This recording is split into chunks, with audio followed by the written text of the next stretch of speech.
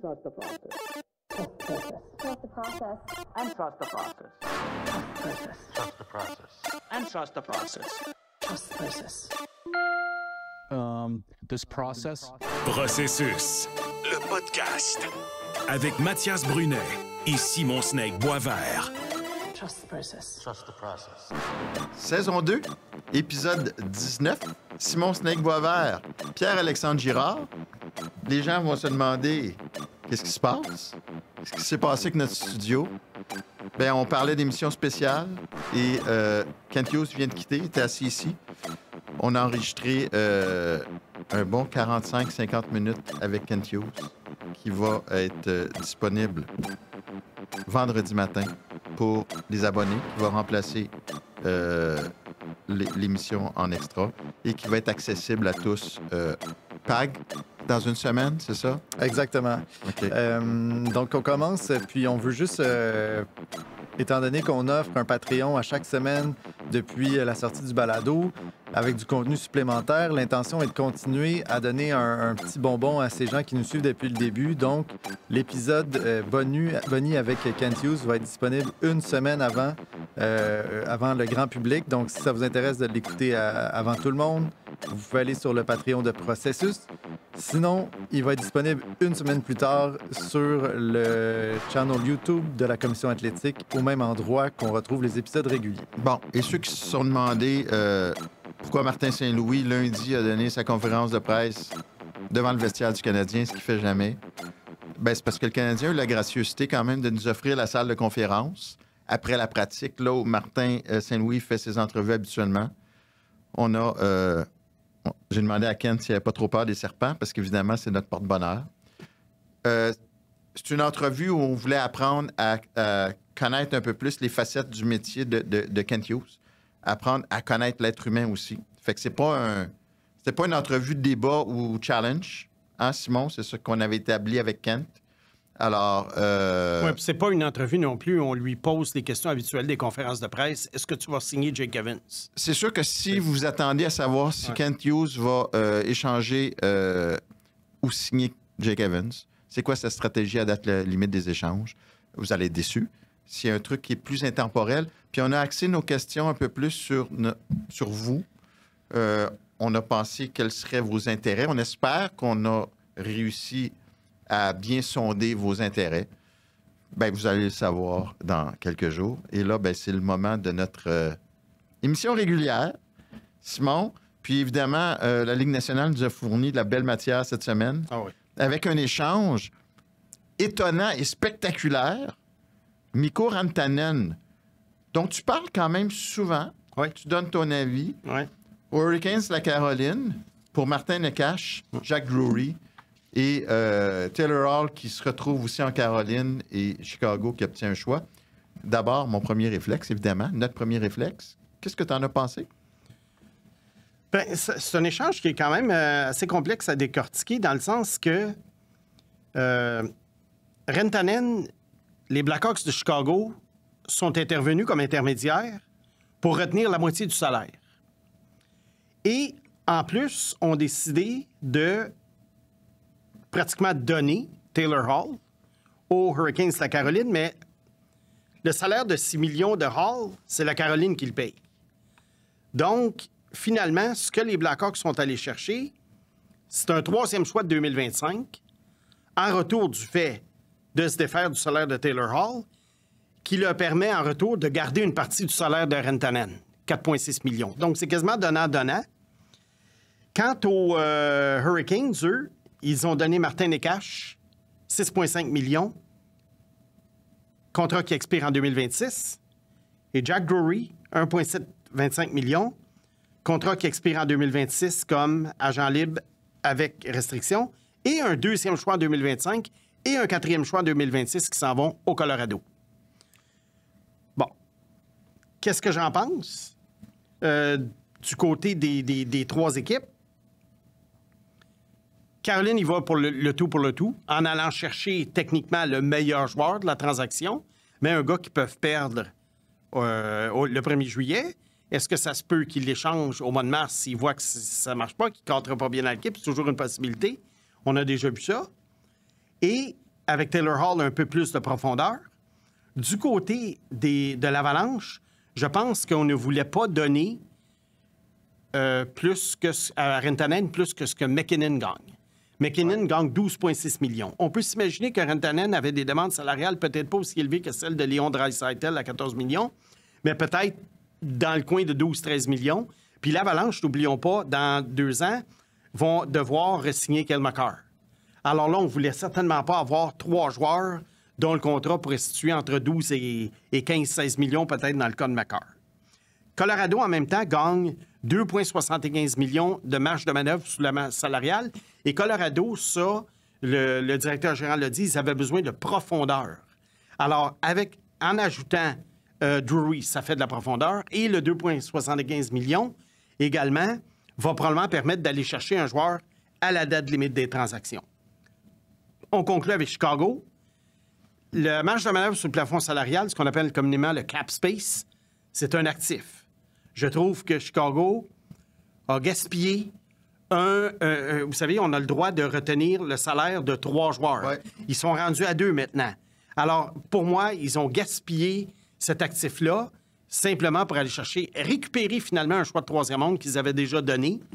Alors, pour moi, Chicago, c'est carrément un échec, cette transaction-là, à moins qu'ils avaient une faveur à faire là, aux 2 autres équipes. Je veux t'amener sur le Colorado. Oui. Est-ce que ça serait un peu comme si Edmonton, cet été, avait décidé d'échanger Draisaitl?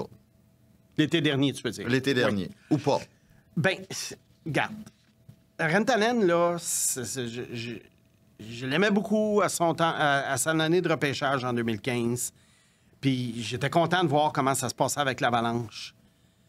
Mais il y a un petit côté, je te dirais, un petit peu, comment dirais-je?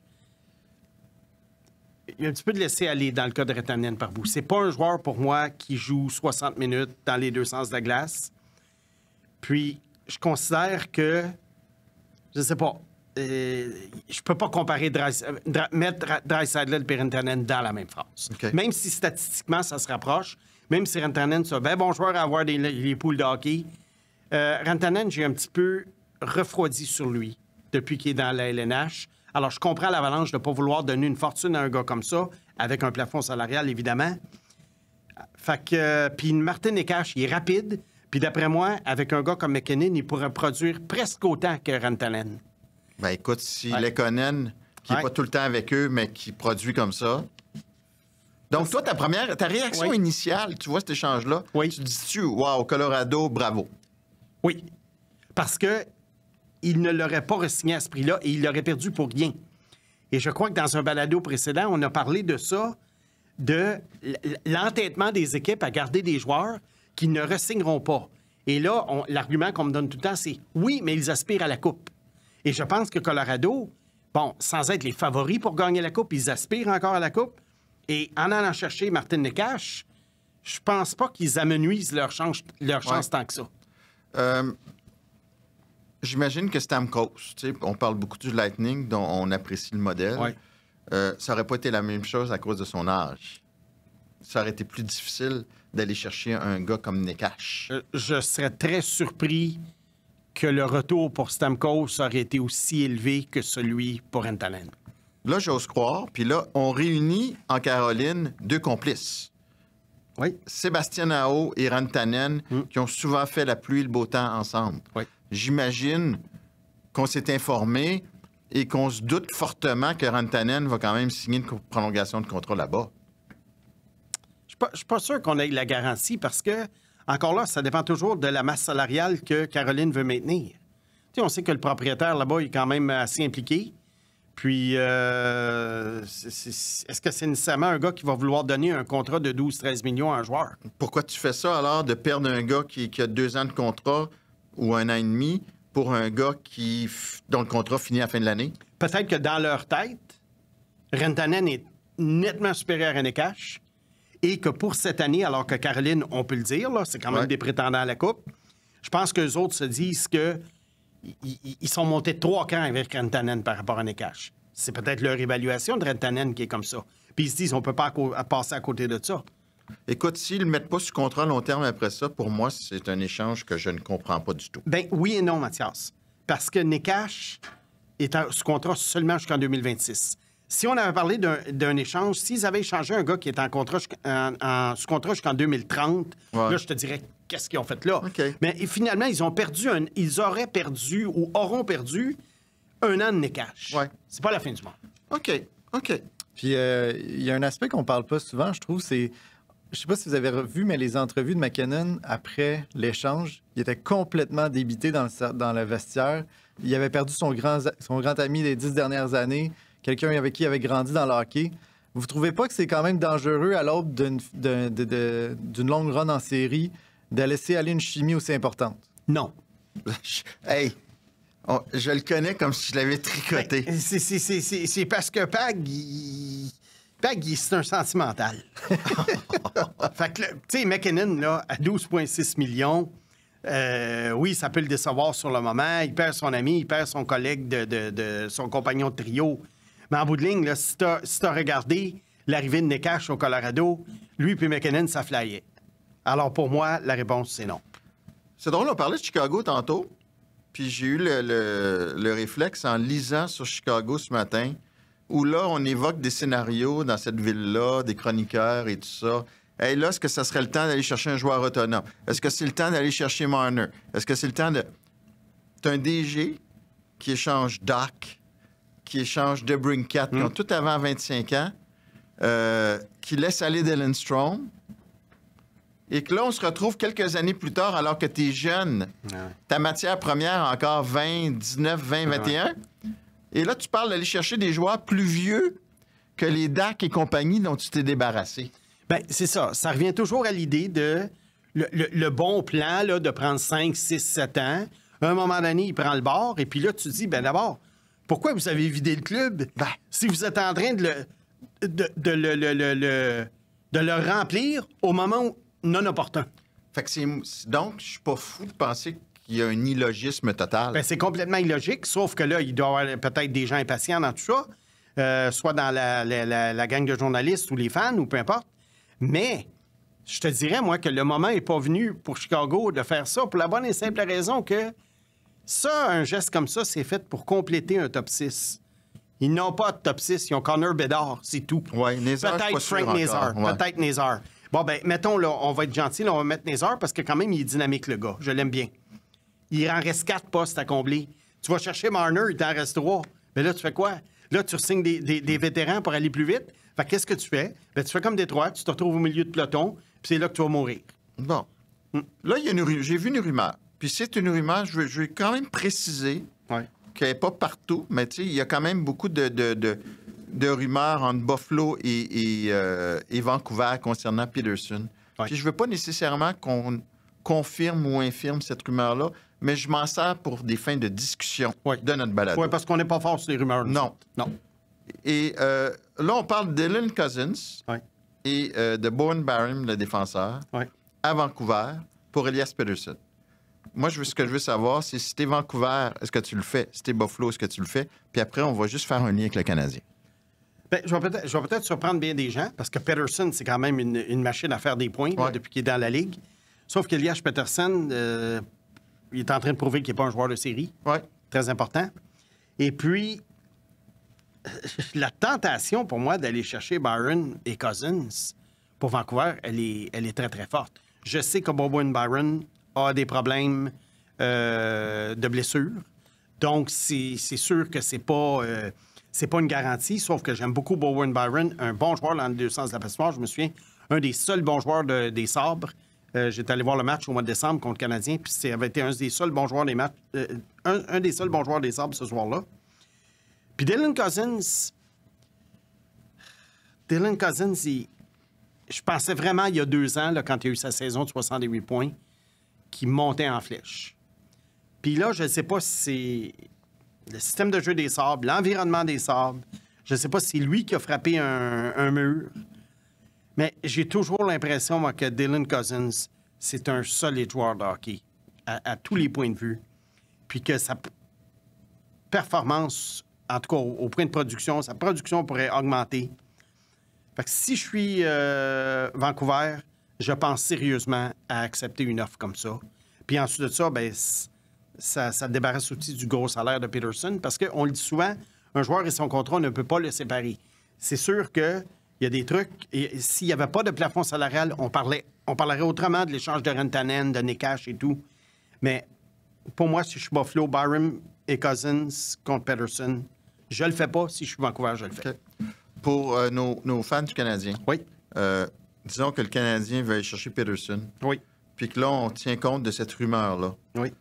Ce serait quoi l'équivalence à payer pour aller chercher un gars comme Elias Peterson? C'est dur à trouver une équivalence, mais j'ai quand même, tu sais, j'ai pensé au salaire, j'ai pensé à la durée des contrats, j'ai pensé à ce que Vancouver pourrait demander.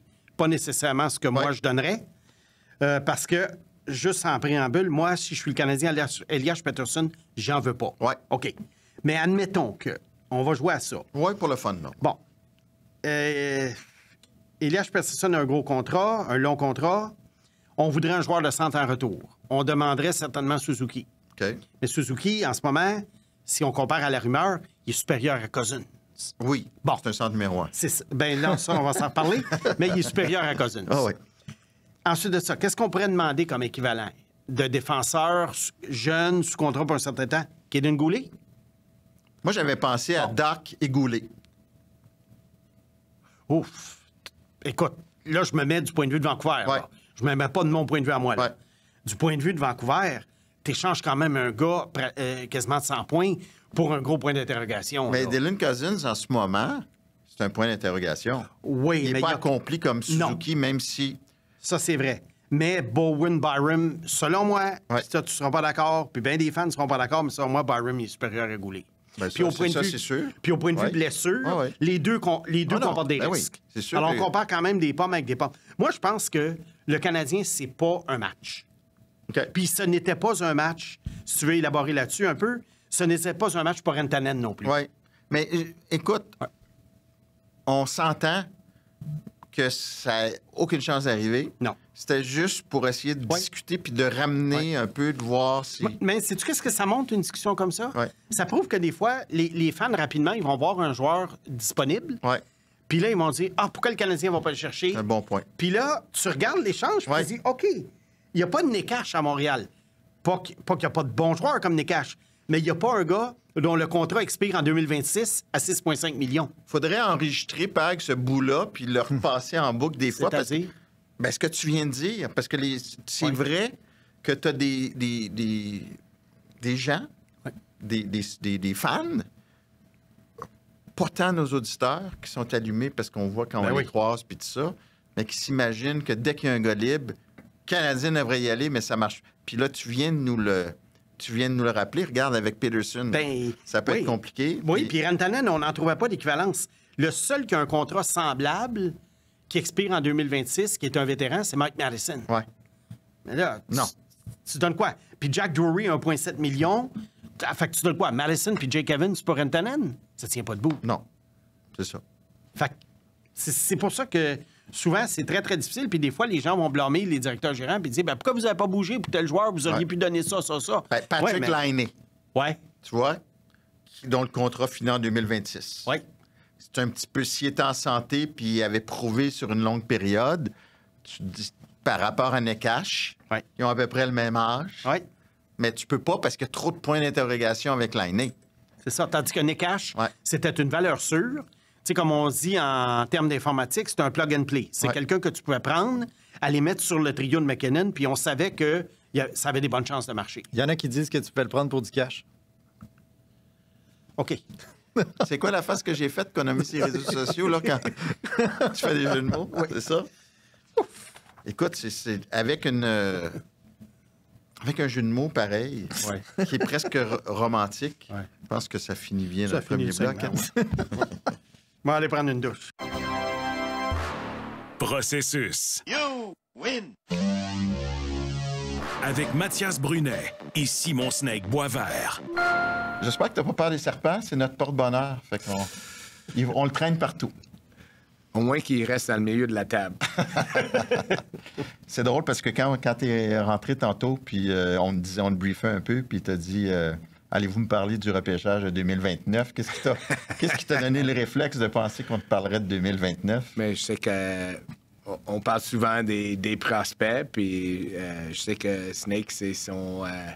on dit pas de la maîtrise, mais son... Sa spécialité? Sa spécialité. Ouais. Alors, Mais je l'ai suis pas compris. rendu en 2029. OK, Non, c'est hein? bon. Non. J'aimerais prendre un moment pour remercier Best Buy, le fournisseur officiel de la commission athlétique, pour tout ce qui est d'équipements technologiques. Simon? Deuxième bloc? Oui. On commence à s'intéresser pas mal aux joueurs québécois au repêchage de la Ligue nationale l'année prochaine. Parce qu'il y en a, En fait, enfin. cette année. Parce qu'il y en a et parce que là, le Canadien, avec la montée récente qu'ils ont eue, Oui. peut-être que les joueurs en question se trouvent plus dans la plage où le Canadien pourrait choisir. Pas ton préféré, par Pas contre. mon préféré. Malheureusement. Pas mon préféré, mais il y en a d'autres. Et puis, alors, on va y aller. Me laisses-tu situer les gens? Puis Oui, je veux te couper vas-y, la parole, vas-y. je te laisse aller après. Vas-y.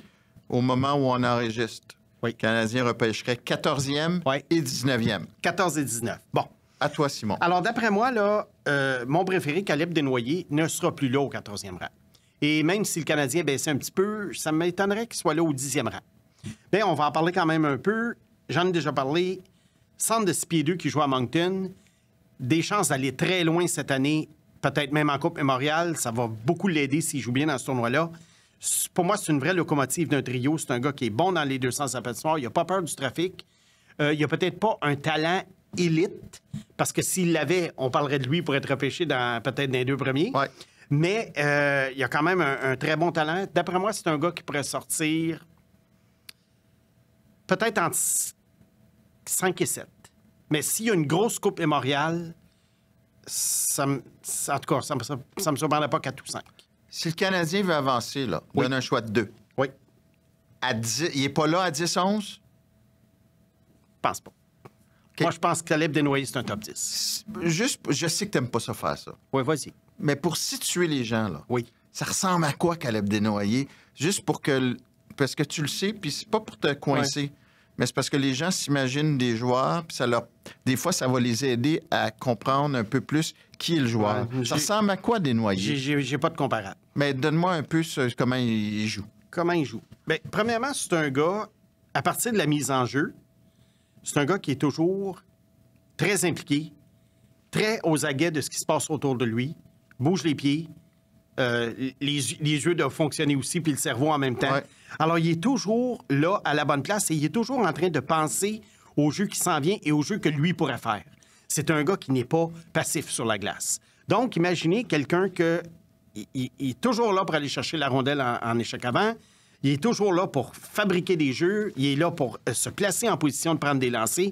C'est un gars que tu ne peux pas ne pas remarquer. Et d'après moi, ça se transpose tellement bien dans la Ligue nationale de hockey. Il se replie, il patine. Tu ne manques pas, ce joueur-là.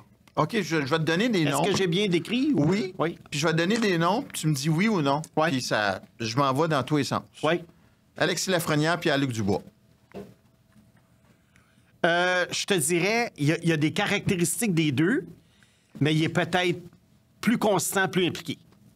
Mais il y a des caractéristiques des deux, dans le sens que... Auquel il ressemble le plus? Ni l'un ni l'autre, mais il y a les caractéristiques. Il y a le chien de ces deux joueurs-là. OK. Oui. Puis qu'est-ce qu'il y a pas, puis Et il y a qu'est-ce qu'il y a des deux par rapport à chacun? Il est plus impliqué. Plus impliqué de façon constante. OK. Alors, de là à dire lequel des deux, il y a le côté peut-être ailier de puissance de Lafrenière, OK. mais peut-être pas aussi fort physiquement, mais là, oublie pas, Lafrenière, c'est un adulte là, qui Ouais. joue dans la Ligue nationale de hockey. OK. Desnoyers, c'est un gars de 17 ans. Du côté de Dubois, ben encore là, Dubois, c'est un joueur qui parfois contrôle les matchs et parfois on le voit pas du tout. Alors, imaginez le côté contrôle des matchs de Ouais. Pierre-Luc Dubois. OK. Oui. Il est au centre, il fonce, il a peur de personne, il pense à ce qu'il va faire next. Puis c'est vraiment là, un gars, c'est un dynamo. C'est un Pierre-Luc Dubois, son meilleur. Ouais, c'est ça. Puis Pierre-Luc Dubois a été choisi 3e. Hein? Ouais? OK. Voilà. Ouais. Fait que c'est sûr qu'à 10-11, toi, tu commences à... Le venin commence à sortir, là. Ah oui. sur le bord des lèvres. Ah là. oui. Tu veux que le Canadien s'avance. Bien, c'est sûr. OK. Ensuite, un gars qui, lui, ça me surprendrait pas que le Canadien le choisisse. Parce que c'est le gars classique qui va être choisi probablement entre 12 et 20.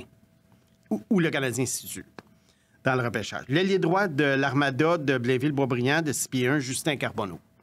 Justin Carbonneau, c'est un late, mais c'est un gars qui, dès l'année passée, à sa saison de 17 ans, montrait des signes qui seraient un choix de première ronde.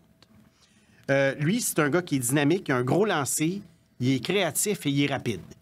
Qu'est-ce qu'il y a de moins que Desnoyers? Bien, il y a peut-être 1 an d'expérience de plus. Ça rentre en ligne de compte. Et il n'y a peut-être pas... Il y a peut-être pas les habiletés... Le niveau habileté de Carbonneau n'est peut-être pas au niveau de celui de Desnoyers. Cependant, et c'est un ailier également, c'est pas un joueur de centre. Cependant, c'est un gars qui est extrêmement créatif. Il fonce au filet, il n'a vraiment pas peur. Il peut rentrer dans la zone, couper au filet, que ce soit à 2 contre 1 ou non. Et il est dynamique et il y a un lancer en ce moment de la Ligue nationale. Puis c'est quoi son plafond? Plafond de Carbonneau, je te dirais 2e trio. Ailier de 2e trio. OK. Mais on parle d'un gars choisi à peu près. Ben là, 15e. si tu le repêches 19, disons, Oui. là, puis il devient un allié de 2e trio, c'est un succès. Oui, et c'est pour ça que je pense qu'il va être sorti avant 19. OK. Oui. Alors, si les Canadiens, mettons, en 14 et 19, puis qu'ils veulent vraiment l'avoir, je pense qu'ils doivent penser sérieusement à le prendre à 14. OK. Oui. Mais aucune comparaison avec Carter Bear. J'aime mieux Carter Bear. Pas plus que ça. Je pensais que tu allais me dire aucune comparaison. Non, mais là, aucune comparaison. Carter Bear, c'est pas non plus... pas Wayne Gretzky, là, mais je te dirais ça que... fait Carbonneau, il est pas mal, là. Non, oui, il est pas mal, Carbonneau, mais je te dirais, j'ai vraiment Carter Bear avant. Parce que Carter Bear est plus habile, puis je te dirais même un petit peu plus productif. OK. Oui. Mais Carter Bear, moi, je l'ai probablement en ce moment top 6-7. OK. Carbonneau, je l'ai peut-être plus autour de, je sais pas, là, 13-15. OK. Ouais. Bon. Ensuite, on descend un petit peu. Il y en a d'autres. Oui, il y en a d'autres. Je te dirais, il y a des fins premières, début deuxième. Alors, il y a ça, c'est des gars qui risquent d'être là pour le Canadien, dépendant comment le tableau de repêchage des équipes se situe. Bill Zonin, qui joue pour Rouyn-Noranda. Ailier gauche, de 6 pieds 2. Ça, c'est le typique ailier de puissance. La question est de savoir, c'est un gars qui a un plancher très élevé, mais il n'y a peut-être pas un plafond super élevé. Et c'est pour ça que ça m'étonnerait que Bill Zonin soit considéré par les équipes avant, là, au minimum, le 25e rang.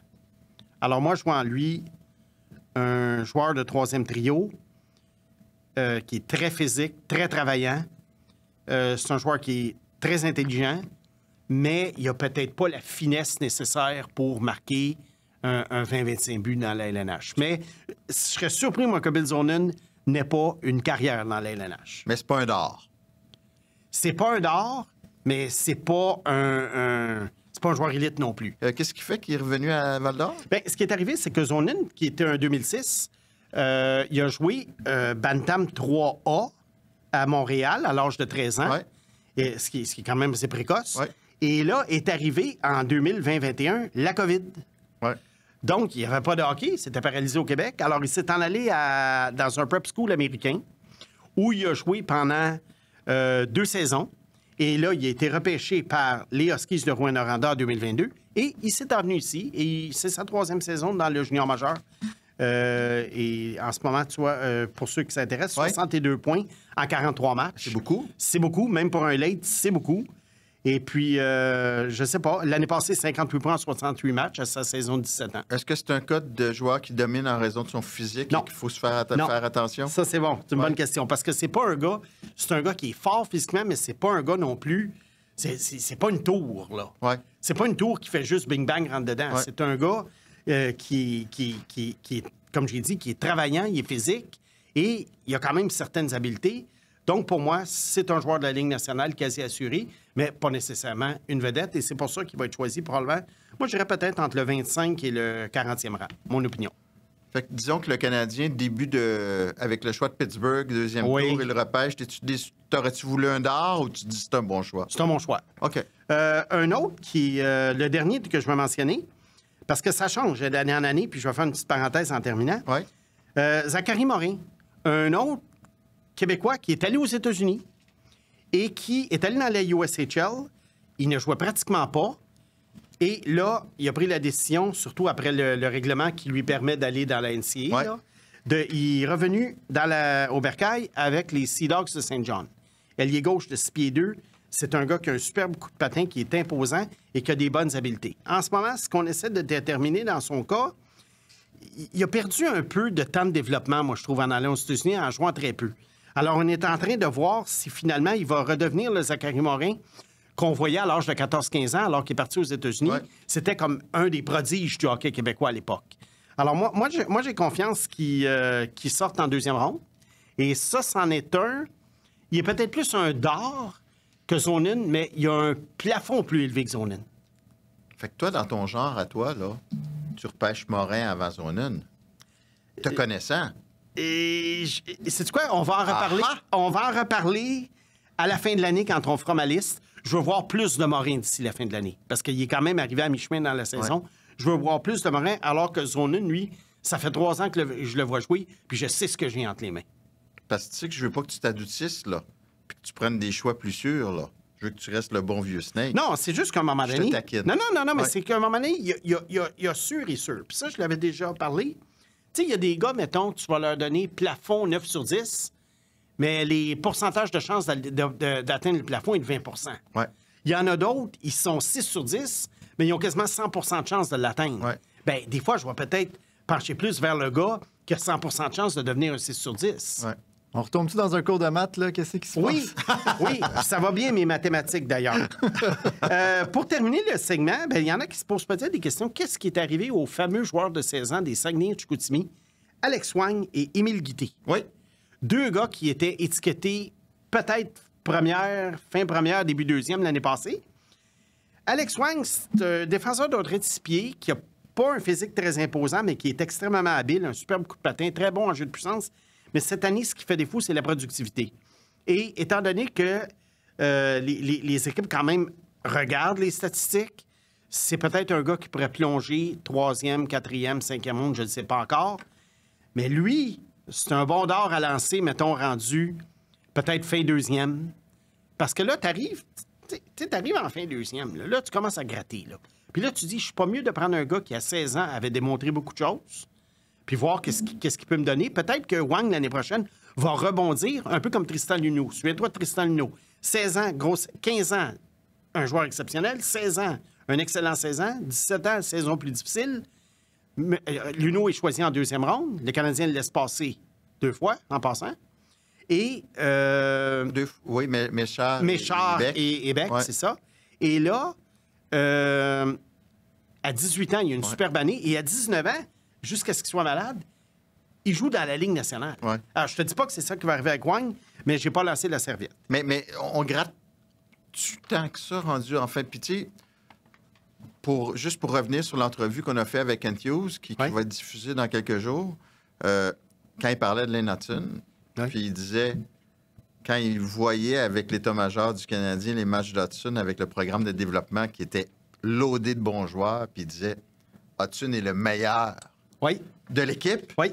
Puis, il a quand même été repêché en fin de 2e tour. J'ai une réponse à ça. Fait que j'imagine que Wang, il doit quand même... Tu grattes pas tant non plus. Il y a des gars qui doivent l'aimer. Bon. L'idée de gratter, je vais l'apprécier Ouais. parce que c'est bon ta question. Quand je dis qu'on gratte, on commence à gratter pour des valeurs sûres. Mais des joueurs de talent qu'on ne choisit pas parce qu'on a trop un gros point d'interrogation, Ouais. peu importe ce que ça peut être, son attitude, son physique, whatever, ça, il en reste. Ouais. Il en reste plein. Il en reste plein. La preuve, c'est qu'à chaque année, on fait des épisodes cartes cachées. Moi, je le prendrais là. Moi, je le prendrais là. Ça ne veut pas dire qu'ils deviennent tous bons, mais il en reste des super joueurs de talent. Mais où les équipes grattent rendues en fin de 2e ronde, c'est justement dans les valeurs sûres. C'est quoi une valeur sûre? C'est un gars que tu dis, il va jouer 300-400 Ouais. matchs dans la Ligue nationale. Ouais. Parlant de ça, là, juste un petit... As-tu été surpris, toi, quand Kent Hughes t'a dit programme de développement américain, puis il y avait des gros joueurs, là, McGraw-Harty et compagnie, que lui, pour lui, Hughes, Hudson était le meilleur joueur de cette équipe-là? Est-ce que c'était la même... avais-tu la même analyse, toi? Puis, comme Ken t'a dit, il avait dit pas pour la Ligue nationale nécessairement, mais en ce moment dans Ouais. le programme américain. En ce moment, dans le programme américain, je te dirais, Écoute, je préférais quand même Logan Cooley puis Cutter Gauthier. OK. C'est quand même gros, ça. Ouais. Qu'il l'ait trouvé supérieur à ce moment-là, ces deux-là. Parce que Gauthier-Cooley, d'après moi, se démarquait vraiment du paquet. OK. As-tu des cartes? Tu sais, l'an dernier, tu nous as, puis je sais que c'est tôt, Oui. mais tu avais des petites cartes cachées pour les rondes vraiment encore plus loin. Oui. T'en as-tu au Québec? Bien, je te dirais, en ce moment, j'ai pas encore défini qu'est-ce qui était une carte cachée puis qu'est-ce qui n'en était pas une. Puis je vais te donner un exemple. Le compagnon de trio de Justin Carbonneau à Boisbriand, Mathéo Nobert. Oui. Oui. Qui a joué pour le Lac-Saint-Louis. C'est un gars qui a des très belles statistiques. Je pense qu'il est dans les 10 ou 15 meilleurs pointeurs de la Ligue junior majeure du Québec. C'est un centre de 6 pieds, mais qui n'est pas encore peut-être très développé physiquement. Puis, il n'est pas encore ultra dynamique, je te dirais. Ouais. Sauf que la production est là. Le pedigree est là. J'ai quand même choisi 3e au total du repêchage midget. Alors, ça, d'après moi, c'est un gars qui risque d'être oublié. Puis peut-être qu'à un moment donné, ça fait partie peut-être des dards à lancer. Parce que le gars a quand même une production digne d'un choix de première ronde. Il mesure 6 pieds, mais pour les raisons que j'ai mentionnées, il y a peut-être des qui vont dire on n'est pas sûr. Mais moi, à un moment donné, je ne te dis pas qu'il va faire la Ligue nationale, mais c'est un gars, justement, sur qui je pourrais lancer un dard. Un autre qui a beaucoup baissé dans les classements en raison d'un manque de production, le coéquipier de Wang et Chicoutimi, Émile Guité. Oui. Émile Guité, qui était un ailier de gauche de 6 pieds 2, qui jouait avec Caleb Desnoyers dans le midget.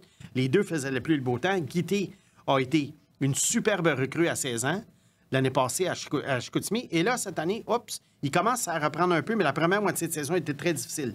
Moi, si un gars comme Guité chute, encore là, je ne garantis pas qu'il va être là. Ouais. Mais là, on est rendu à lancer des dards. Moi, Guité, je lance mon dard. Bon. Parfait. Écoute, un dard, c'est parfait. Et ça nous fait sourire un peu parce qu'on aime ça, les dards, ici à l'émission Processus. Ouais. Et pour le prochain bloc, j'ai comme l'impression qu'on va être un peu déprimé avec ton équipe. Ça s'annonce pas rose, à moins qu'on repêche Gavin McKenna dans 2 ans ou Landon Dupont dans 3. Alors, on vous revient avec une équipe dont vous avez peut-être déjà deviné l'identité. Trust the process.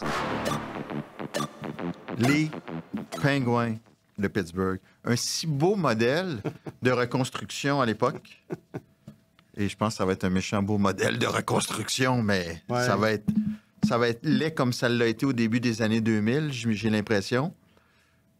Qu'est-ce qui se passe avec les Penguins? Où ça s'en va? Où ça a été? Qu'est-ce que tu penses de Mozart à la tête de cette équipe-là? Dieu. On a plein de choses à dire. Ben, c'est ça. Pour les nouveaux au podcast, à chaque semaine, on fait le tour des équipes de la Ligue nationale, une par semaine, et on est allé dans l'ordre inverse du classement. Alors là, rendu au mois de janvier, on est rendu aux équipes qui, l'an dernier, n'ont pas fait les séries, et les Penguins en sont une, et ils ont d'ailleurs perdu leur premier choix. Ils ont perdu leur choix de première ronde malgré tout, le 14e au total, parce qu'ils l'avaient échangé pour aller chercher Erik Karlsson l'année d'avant. Et ce sont les Sharks qui en ont profité pour s'avancer au repêchage et choisir Sam Dickinson. Pourquoi je mentionne ça? Parce que c'est une des preuves d'entêtement, soit des propriétaires des Penguins, soit du directeur gérant ou un peu de tout le monde, à croire que les Penguins, avec Sidney Crosby, qui est quand même encore un très bon joueur, surtout l'an dernier, que les Penguins ont encore du jus pour gagner la Coupe. As-tu l'impression que un directeur général, un candidat au poste, aurait eu ce poste-là en rencontrant les propriétaires et en disant qu'il faut reconstruire, on met tout à... Je pars à zéro. Je peux pas parler pour les propriétaires, mais moi, j'ai l'impression que non. Cependant, ce que j'ai pas compris, c'est la longueur du contrat de Dubas et le salaire qu'on lui accorde. Alors que le gars avait rien vraiment prouvé à Toronto. 7 ans? Oui, 7 ans. 50 millions. Voilà. Là, on parle de salaire probablement inédit là, chez les directeurs gérants de la Ligue nationale de hockey. Pac vient d'ailleurs de s'étouffer dans son pas de taille. Alors, en quoi Carl Dubas valait ça, à moins que il était le seul qui voulait le poste, puis qu'on lui a dit, ben on va te donner de l'argent parce qu'il n'y a personne d'autre qui en veut. Parce que je suis pas mal sûr qu'il y a des directeurs gérants qui voient où les Pingouins s'en vont et des candidats qui se sont dit, oh là là, je ne m'embarque pas dans ce galère-là. Je pense qu'il aurait été mieux que Mathieu Darche si on l'avait écouté. Oui, mais encore là, est-ce que les Penguins voulaient reconstruire? On a vu dès le départ, en allant chercher Karlsson, on essaie encore de faire une run supplémentaire vers la Ouais. Coupe. Et là, on nous arrive dernièrement, M. Daubus nous explique que là, il va reconstruire, ou en tout cas, quelque chose de même. OK, là, il m'a vraiment perdu, là. Si on fait un peu l'inventaire des contrats, là, on a encore Sidney Crosby sous contrat jusqu'en 2027, Evgeny Malkin jusqu'en 2026, Brian Rust et Ricard Raquel jusqu'en 2028, Eric Carlson jusqu'en 2027, Chris Letang jusqu'en 2028 et Ryan Graves jusqu'en 2028. Wow. Et ça, c'est sans compter Tristan Jarry jusqu'en 2028, qui vient d'être cédé aux mineurs et mis au balotage et personne n'en a voulu. Alors, comment tu te sors de cette fausse sceptique-là? Comment tu te sors de cette fausse sceptique-là, Simon? Oui. Écoute, habituellement, là, dans les reconstructions, j'ai réponse à tout. Qu'est-ce que J'ai tu pas fais? toujours raison, mais j'ai tout le temps réponse à tout. OK. Là, attends. je ne l'ai pas réponse. Puis là, tu as Crosby et Malkin qui Ouais. probablement ne veulent pas partir. Ben, c'est ça. Fait que Simon Boisvert, il fait quoi? Oh là là. Oui, oui. Tu sais, qui veut de Brian Rust pour 4 ans? Qui veut de Ricard Raquel à 5 millions pour 4 ans? Qui veut de Ryan Graves à 4,5 millions? Quoique ça, c'est peut-être plus échangeable. Hein? Ben, je sais pas. Ryan là. Graves, Ouais. il est rayé de la Ben, formation c'est ça. régulièrement. Non, mais des fois, il y a un directeur gérant qui peut sauter là-dessus. Tu sais, c'est un gros, là, un bon physique comment et t'as tout. fait? là. Un Un gros physique, imposant, là, c'est ça, là. Fait que... tu sais, Rust et Raquel ont quel âge? ben, Rust et Raquel, 32 et 31. Alors, qui veut de leurs joueurs? Tu sais, des fois, tu pars une reconstruction puis tu dis, on a des actifs attrayants. Ouais. Tu sais, les Sharks de San Jose, ils avaient Timo Maier. Ils avaient Thomas Chertel. Tu sais, c'était des gars au moins... que Eric Carlson. Eric Carlson, après sa saison de 100 Ben points, oui. l'exemple parfait Ben d'échanger un gars alors que Voilà. sa valeur ne sera plus jamais aussi élevée. Mais alors là, tu pourrais dire, ben, les Sharks, tu sais, puis malgré tout, les Sharks, on peut pas dire qu'ils sont allés chercher mer et monde pour Non. ces joueurs-là. Ouais. Tu sais, il n'y a pas eu... Tu sais, ils ont été chanceux avec le fait que les Pittsburgh, leur choix était plus bas. Ils ont été chanceux que... tu sais, peut-être avec les joueurs qui vont repêcher avec ce qu'ils ont obtenu en retour. Par exemple, Thomas Chertel, ils ont obtenu David Edstrom et un premier choix, et ils ont viré de bord et ils ont obtenu Yaroslav Askarov. Bon. Mais en général, on ne peut pas dire que le retour... Alors, Pittsburgh, là, ils vont avoir quoi pour ces joueurs-là? Rien. Alors là, tu dis, est-ce qu'on est assez poche pour rejoindre Chicago, San Jose dans le trou? Ou est-ce qu'on est juste assez poche puis pour avoir repêché 8-9e, mais pas assez poche pour repêcher premier ou deuxième? Et là, tu sais, on parle souvent du no man's land de milieu de peloton. Là, Pittsburgh, c'est même plus le no man's land de milieu de peloton, c'est le no man's land de la reconstruction. Il n'y a rien de pire que de tout le temps repêcher 8-9e. Écoute, je suis à court de mots par rapport aux Pingouins. Donc, allons-y par étapes, Oui. là, puisque c'est très compliqué. Oui. Qui a de la valeur? Mais pourquoi vous prenez pour acquis qu'ils sont inéchangeables, Malkin et Crosby? Ils veulent pas partir. Ben voilà. Mais comment vous savez? Parce qu'ils n'arrêtent pas de répéter qu'il y a deux, à part Crosby, Malkin, puis une coupe d'autres, ils sont pas échangés. Puis on entend souvent de Pittsburgh que ces deux gars-là ne veulent pas partir. Bon, ben on va prendre Malkin, par exemple, OK? Bon, Sidney Crosby, c'est un monument là, à Pittsburgh, mais on va prendre Evgeny Malkin. 6,1 millions jusqu'à la fin de 2026. Une équipe en ce moment qui se dirait, ben écoute, il reste une saison et demie, deux séries éliminatoires avec lui. On va lui parler, puis on va lui dire, écoute, tu peux peut-être gagner une autre coupe, mon Evgeny. 50 du salaire. Oui, 50 du salaire. Mettons une équipe là, comme Floride, comme je sais pas moi, Colorado, Ouais. exemple. Puis on va dire, écoute, viens-t'en, mon Evgeny, là. Puis peut-être qu'il va dire oui. Raymond Bourque avait dit oui Ouais. à l'époque. Bon. Et là, Pag, tu donnes quoi pour lui?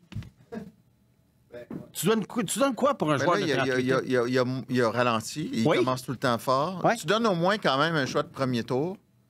Puis un espoir... Ouais, ben là, tu te retrouves avec l'échange de Thomas Hertel. David Edstrom, puis un choix le choix de Ben, c'est Vegas déjà qui est pas à si fin mal. première. Oui, mais Tu sais, t'as des Owen Beck, pas Owen Beck, excuse-moi, Méchard.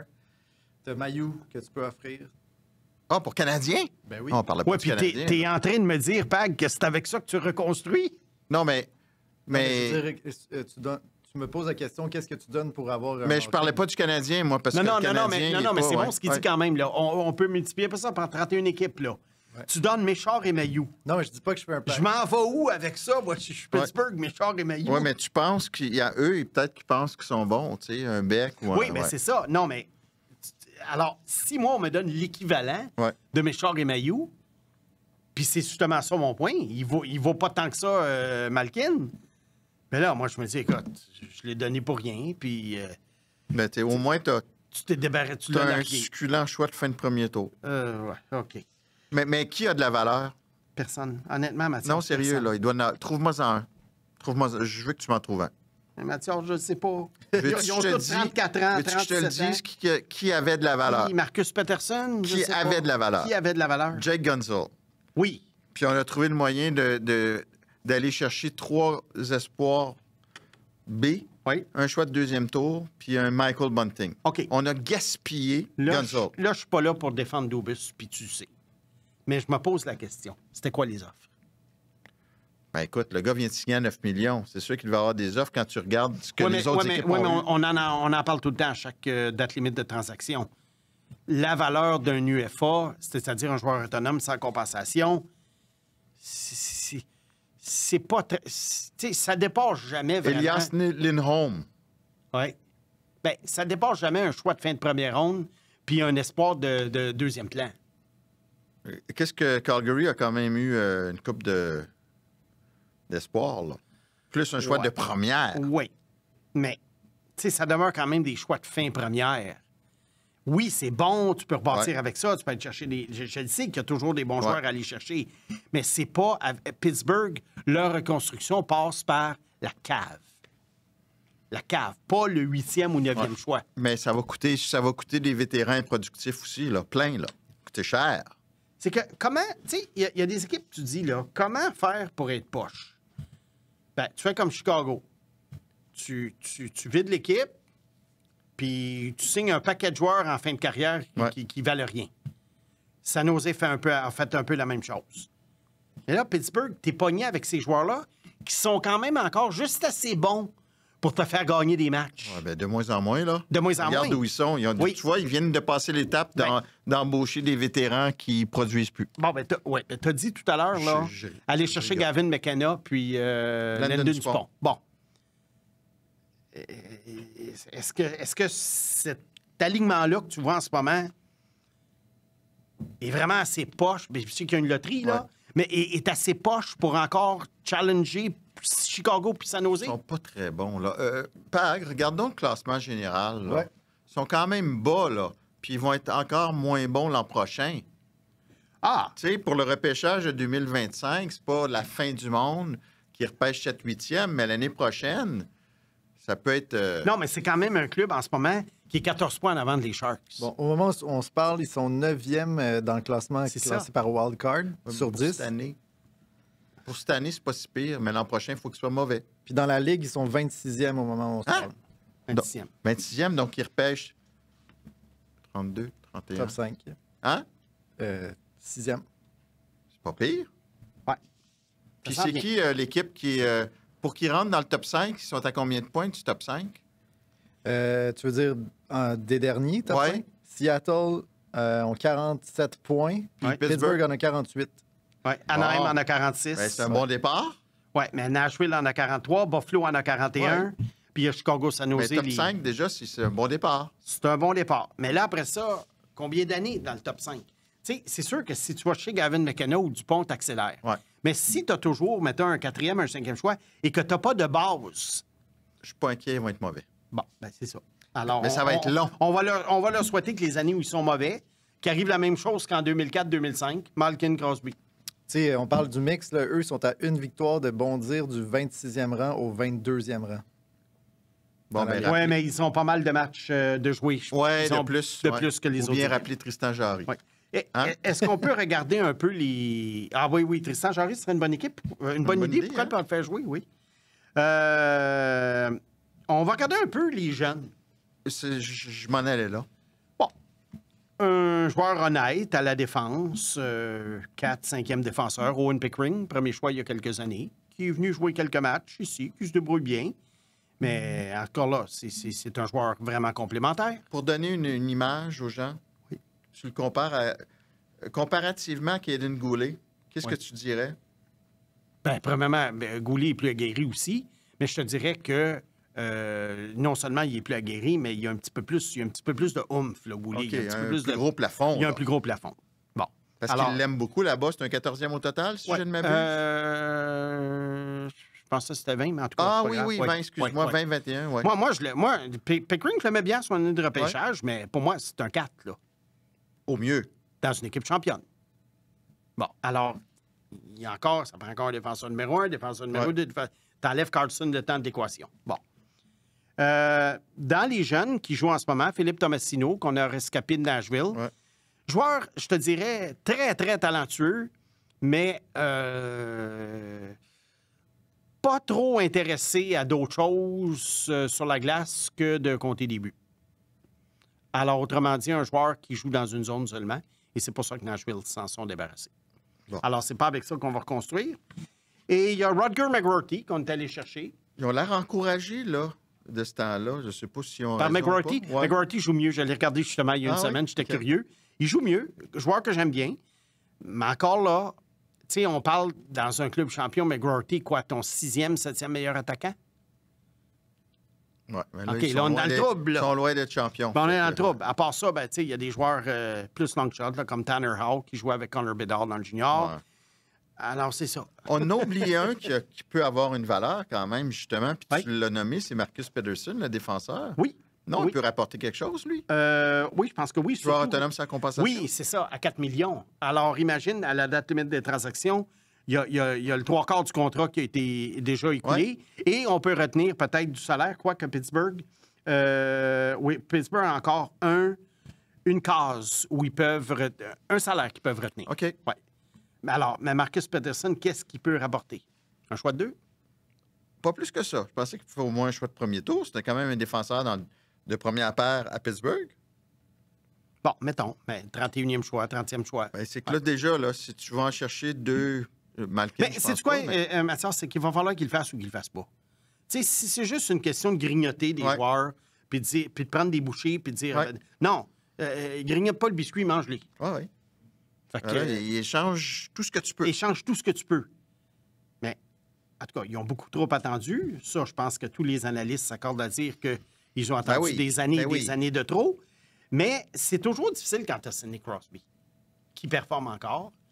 Mais, tu sais, pourquoi pas? Des fois, tu jases, puis tu te dis, ben écoute, aimerais-tu aller ailleurs? Aimerais-tu... Tu sais, on ne sait pas les conversations qui se passent. Ça a dû être discuté. discuté quand Ça a même. dû être là. discuté, parce que Crosby au Colorado, on entend parler de ça depuis 2-3 ans.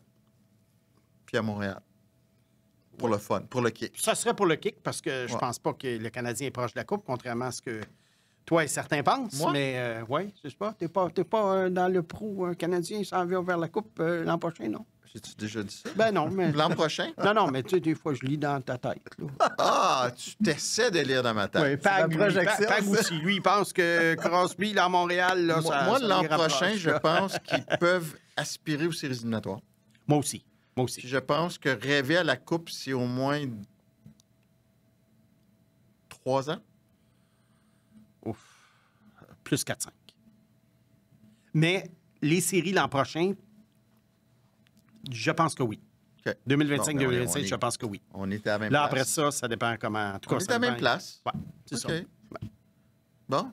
On a-tu fait le... Ah, on a fait le tour des pingouins, puis... Ah oui? Oui. Écoute, c'est que dire de plus que... mais on peut finir là-dessus. Si tu étais un parieur, Mathias, Ouais. est-ce que Carl Dubas termine son contrat ou non? Ben non. Mais, tu Parce sais, que ça va coûter cher, là. c'est de voir comment certains individus Ouais. parviennent à se bâtir une réputation. Avec pas grand-chose. Tu sais, John Chaika, là, Oui. en Arizona, Oui. il discutait pour un poste pour chapeauter une équipe de... C'était-tu la NFL? Oui. De hockey, de c'est NBA, je pense. Mais en tout cas, NBA ouais. au New Jersey. Ah oui, oui, Il oui. était rendu... On le voulait dans les hautes sphères d'équipes de différentes Oui, ligues. c'est parce Alors que le c'est- propriétaire des Devils est propriétaire de d'autres équipes Oui, sportives. alors que c'est un incompétent. NBA et NFL, ouais. Alors que c'est un incompétent. Ouais, mais Et il- Dubus, tu il vend- dis... Des gars qui vendaient bien leur salaire. En passant, Cheka, je pense que sa sœur, elle connaît plus de hockey que lui. Puis je dis pas ça de façon ironique. Oui, elle intervient beaucoup sur les Elle réseaux intervient, sociaux. puis elle a des modèles statistiques, Megan Cheka. Ouais. Là. Ouais. De toute façon, les gars, un pingouin, ça n'a jamais volé bien haut. Fait que. Ça va prendre quelques années. Alors, Mais là, par contre, si je peux me permettre, c'est que ton jeu de mots ne fonctionne pas parce que les pingouins ont déjà volé haut. C'est vrai. Fait que là, à trop vouloir un jeu de mots, parfois, tu es injuste envers le pingouin. Est-ce que ça met fin à notre blog sur les pingouins? Dieu merci, oui. Trust the process. Fait dans le trafic du pont. Ils sont bien reçus. Moi, j'ai pas de pont. Bon. Déjà sur la rive Voilà. sud. T'as la lune du pont. Oh, OK. Ah non, là, Arrêtez-le, arrêtez-le. le Centre Bell a un mauvais effet sur lui. Simon, on est rendu c'est pas parce qu'on est au Centre Bell, dans la salle de conférence du coach, qu'on ne prendra pas trop questions de nos auditeurs comme à chaque semaine, évidemment. Et on commence avec Marc-Antoine Corneau. Que pense le Snake de la saison de Quinton... Oh, intéressant. De Quinton Byfield jusqu'à présent, après une éclosion l'an dernier? Est-ce qu'il a stagné ou sa production correcte n'est due qu'à un concours de circonstances? Toujours sur les Kings. Est-ce qu'Alex Turcotte surprend le Snake alors qu'il joue sur le premier trio avec Kopitar et Kempe? Bon, ben écoute, un 2 dans 1 pour les Ben Kings.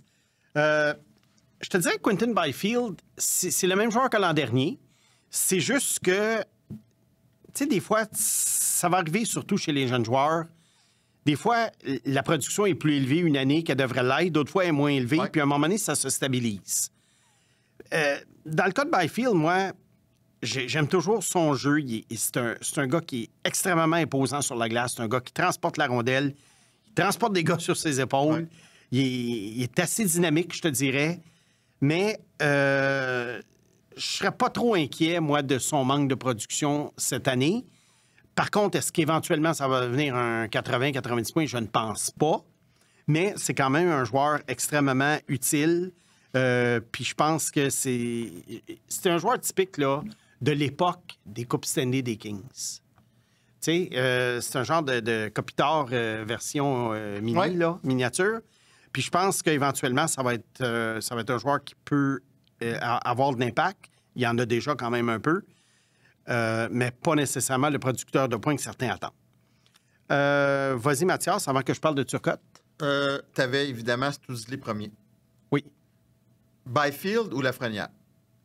J'avais Byfield avant. Non, mais aujourd'hui. Encore Byfield. Oui. Oui, puis je suis pas par entêtement, là. Byfield ou Slavkovski? Non, il réfléchit. C'est tough, c'est pas le même âge. Oui, mais quand même, les Kings t'appellent, on t'offre Byfield, tu nous donnes Slavkovski. Étant donné que je sais ce que je sais sur Byfield, je prends peut-être une chance de prendre Byfield. Ah oui. OK. Ouais. Intéressant. Parce qu'il est rendu plus loin dans son développement. Je te laisse aller avec Ouais. Turcotte. Turcotte, non, ça me surprend. Ben, ça me surprend pas. Qu'il soit sur le premier trio, oui, mais c'est pas un joueur de premier trio. C'est juste que Turcotte, je crois, est un bon complément à Kopitar et Kempe parce que Turcotte, il est extrêmement travaillant. Il va chercher la rondelle dans les coins et on pense un peu comparaison pas d'impact, évidemment, ou de statistiques. Mais tu sais, des fois, on va mettre un Zach Hyman avec Connor McDavid. C'est pas parce que Zach Hyman est un joueur de premier trio. C'est parce que c'est un joueur qui complète Ouais, mais le travail des deux autres. il y en a scoré un paquet. Oui, il y en a scoré un paquet, mais ce que je veux dire, c'est que Turcotte, il complète le travail de Kopitar et Kempe, mais pour moi, ça demeure quand même un joueur de bottom six. Mais ce que j'avais mis l'an dernier, alors qu'il se rétablissait des nombreuses blessures qu'il y a eu, on l'avait carrément déclaré mort et enterré. J'avais mis l'an dernier, à son rappel, la hargne qu'il démontrait puis les petites choses qu'il provoquait. OK. Et puis, à ce moment-là, j'avais eu l'impression... J'ai dit, ouais, Turcotte, je crois. Puis je pense il y avait une question sur lui dans un podcast. Puis j'avais dit, Turcotte, d'après moi, va être un joueur de la Ligue nationale. Cependant, est-ce qu'il va être aussi bon que son rang de sélection, c'est-à-dire 5e au total en 2019? La réponse est absolument, mais absolument pas. Mais on salue la patience des Kings qui, après 6 ans, ne s'en sont pas débarrassés. Bon. On a une question ici de Acer ZM. Oui. Je me demande si c'est pas une question de Simon Snake Boisvert Non. pour passer un message. Non. T'es sûr? Écoute, Salut Snake. c'est pas mon genre. Ça commence bien. Ouais. T'as bien masqué ton... Je me demandais si tu échangerais Lane Hudson contre Macklin Celebrini 1 contre 1. Je trouve que Celebrini est vraiment sous-évalué.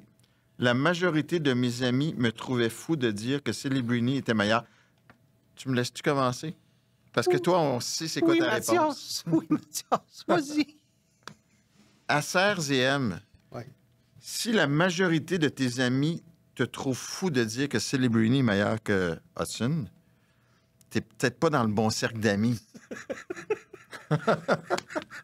Non?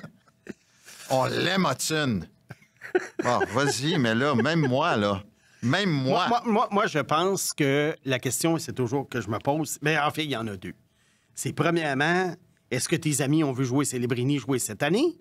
Mais surtout, la question que je me pose, c'est si tes amis étaient fans des Sharks et qu'on leur proposait l'échange, est-ce qu'ils échangeraient Celebrini pour les Hudson? Ça, je pense que c'est la grosse question. Celebrini, on parle ici d'un joueur qui, déjà à 18 ans, a un gros impact offensivement avec les Sharks. C'est un gars qui est complet, qui va devenir probablement un des 5 meilleurs joueurs de la Ligue nationale à son apogée et qui, je crois, a tout le potentiel pour devenir le centre numéro 1 d'une équipe qui pourrait gagner la Coupe Stanley. Bon. Alors, je pense qu'on ne peut pas vraiment là, comparer Hudson et Celebrini. Il faut... Tu sais, les fans, là, pousser, mais pousser égal, là. Voilà. Ouais. Hugotin Fougère. Cole Hudson, tiens, on reste en famille, Ouais. a été repêché 43e. Le CH avait gaspillé son 37e choix avec le fiasco de l'échange de Dvorak. Va-t-on encore plus le regretter s'il était potentiellement dans la mire du CH? Quelle est son évaluation? Alors, le fiasco de l'échange de Dvorak, juste pour préciser, c'était à l'époque de Marc Bergevin. Ouais. Donc, souvent, les administrations suivantes récoltent ce que la précédente a semé. Des fois, c'est bon, des fois, c'est moins bon. Et ça, dans ce cas-ci, le Canadien a perdu le 37e choix. Est-ce que Cole Hudson était dans la mire? Je ne le sais pas. Il y en a beaucoup qui se disent que Cole est le doublon de son frère. Moi, je suis plus ou moins d'accord que c'est le doublon de son frère. Pour la bonne et simple raison que c'est un défenseur qui est beaucoup plus traditionnel. Son frère fait des choses qu'on n'a jamais vraiment vues faire. Avec les bons et les mauvais côtés qui viennent avec. Cole Hudson est un petit peu plus fort que Lane. Il est peut-être plus solide physiquement dans sa zone. Il n'a pas le maniement de la rondelle de Lane, mais il y a un coup de patin peut-être en ligne droite, peut-être meilleur, plus fluide. Moi, personnellement, depuis, tu sais, ils ont 2 ans de différence, là. J'ai toujours préféré Cole à Lane. Mais est-ce que Cole va avoir les statistiques de Lane? Je pense pas. Est-ce que je pense que dans l'ensemble, il va être un meilleur défenseur à Washington que Lane ne l'est à Montréal? J'ai encore l'impression que oui. Puis la Ligue nationale a dû penser ça, parce que Cole est sorti 43, puis Lane est sorti 62. Bon, là, c'est sûr qu'à un moment donné, le rang de sélection, il faut en revenir puis oublier ça. Mais il en demeure pas moins que Hudson a un très, très bon développement cette année à l'Université de Boston, même s'il n'a pas les stats de son frère au même âge. Tu dis ça, mais si le repêchage était à refaire aujourd'hui, Lane Hudson sortirait top 10 presque assurément, non? Oui, mais tu sais quoi? Peut-être que... Oui, mais là, on compare, comme j'ai dit pour d'autres joueurs, on compare des gars qui ont 2 ans de différence. Mais Cole Hudson, je crois, si on refaisait le repêchage 2024, il sortirait beaucoup plus haut. OK. Et là, je prends pas mes messages, point poli, je fais juste vérifier quelque chose. Alors, c'est pour ça. Alors, Hudson, d'après moi, a tout pour devenir défenseur numéro 1 à Washington, éventuellement, avec la retraite de John Carlson. Et puis, c'est ça. Je trouve que... Je ne sais pas... Je pense pas que le Canadien le regrette nécessairement, mais ça aurait été quand même un excellent choix pour eux. Et je pense que je l'avais même mentionné au balado sur le repêchage. Oui. Qu'est-ce que tes recherches t'ont montré, Mathias? J'apprécie la question du Gotin qui nous permet d'en discuter. Mais d'abord, avec Dvorak, c'est trop loin. Puis à ce moment-là, Marc Bergevin a fait un truc de panique. Fait que c'est difficile de transposer ça avec l'administration actuelle, comme tu le disais. Et si le Canadien avait été en amour avec Cole Hudson, tu gardes ton 26e, parce que le Canadien repêchait 26e. Ouais. Tu dis, il va être là dans ces eaux-là, puis on garde notre choix de fin de 2e tour. qui nous a servi à avancer à 21 pour repêcher Michael H. Fait que si tu te dis Cole Hudson va être une superstar, tu le repêches à 26 ou même t'avances, là, il n'aurait pas été disponible. Ça a donné...